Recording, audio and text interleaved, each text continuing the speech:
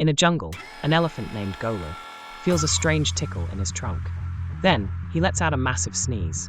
Bananas fly high into the air. Carrots roll away, causing chaos. Parrots flip upside down in hilarity.